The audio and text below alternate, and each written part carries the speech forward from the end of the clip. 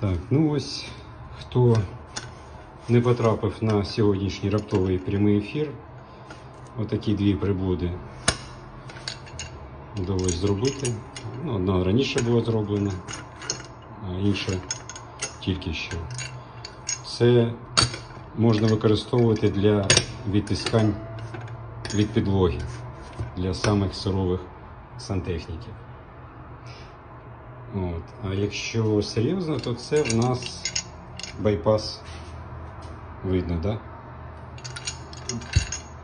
Ось такий байпас.